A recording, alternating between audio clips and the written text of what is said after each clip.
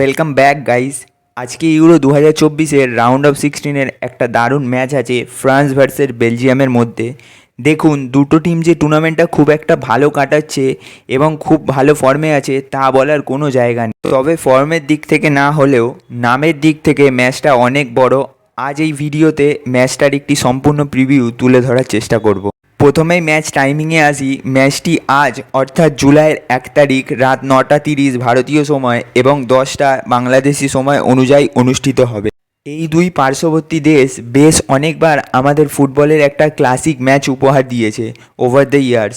Most recently তারা world cup 2018 semifinal এবং Nations league 2021-এ মুখোমুখি হয়েছিল।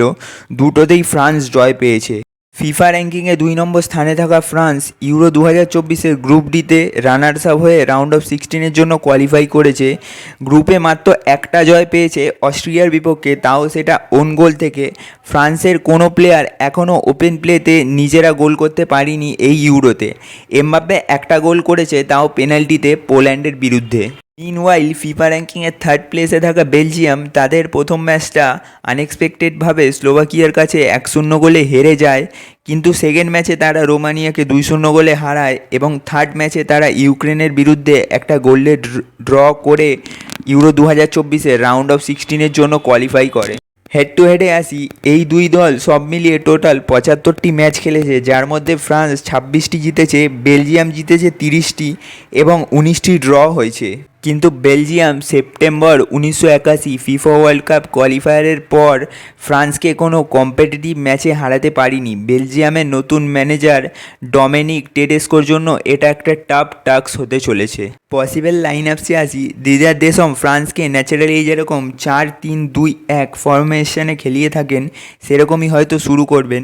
ফ্রান্সের জন্য প্লাস পয়েন্ট এটা যে তারা কোনো কার্ডজনিত সমস্যার জন্য কোনো প্লেয়ার মিস করবে না। অন্যদিকে বেলজিয়াম রবার্টো মার্টিনেজের আন্ডারে একটা ভিন্ন রূপে খেলতো, এখন একটা ভিন্ন রূপে খেলছে।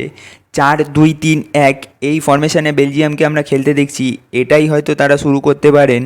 রাইট উইং ফরওয়ার্ড ডোডি লুকেবাকিও আজকের ম্যাচটা হয়তো শুরু করবেন। কি player to watch as always Kylian Mbappe. Kylian Mbappe নিজের ইউরো ক্যারিয়ারের প্রথম গোলটা পেয়ে গেছেন পোল্যান্ডের বিপক্ষে, তাও পেনাল্টি থেকে।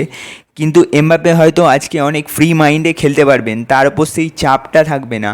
আর এমবাপ্পে চাপহীন যে কতটা ইন্ডিভিজুয়াল কোয়ালিটি তার মধ্যে রয়েছে, সে যে কী করতে পারে তা আমাদের সবার জানা আছে।